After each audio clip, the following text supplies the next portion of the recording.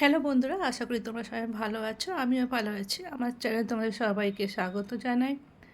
আজকে নিয়ে এসেছি লাউয়ের খোসার একটা রেসিপি নিয়ে। আমরা অনেকেই লাউয়ের খোসা বিভিন্নভাবে রান্না করে থাকি। অনেকে যারা জানি না তারা লাউয়ের খোসা ফেলে দিই।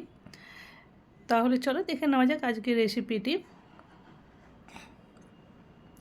আমি লাউয়ের খোসাটাকে ভালোভাবে ছাড়িয়ে নিয়ে এইভাবে ঝিরঝির করে কেটে নিয়েছি। কেটে জল দিয়ে ভালোভাবে ধুয়ে নিয়েছি। এবার কড়াইয়ে আমি সর্ষের তেল দিয়েছিলাম। সর্ষের তেল গরম হয়ে গেছে। এরপর আমি এর মধ্যে কালো জিরে আর কাঁচা লঙ্কা দিলাম। কালো জিরে আর কাঁচা লঙ্কাটা ভাজা হয়ে গেলে এর মধ্যে আমি ঝিরি করে কেটে রাখা লাউয়ের খোসাগুলো এবার দিয়ে দিচ্ছি।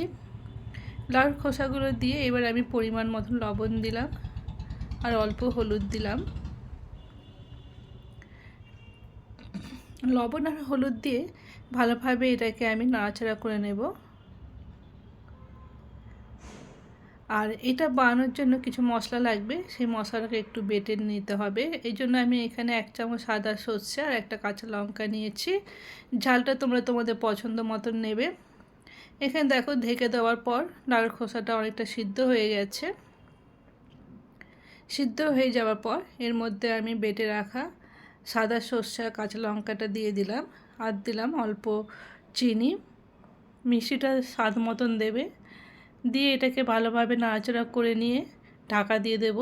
এই দেখো এখানে আমার সুন্দর লাউয়ের খোসা ছেচকি তৈরি হয়ে গেছে। এটা গরম ভাতের সঙ্গে ভীষণ ভালো লাগে।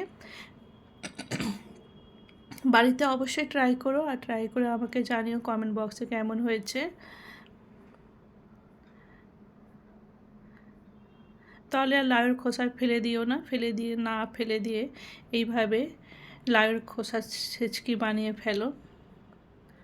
ভীষণ লোভনীয় হয় এই রেসিপিটি।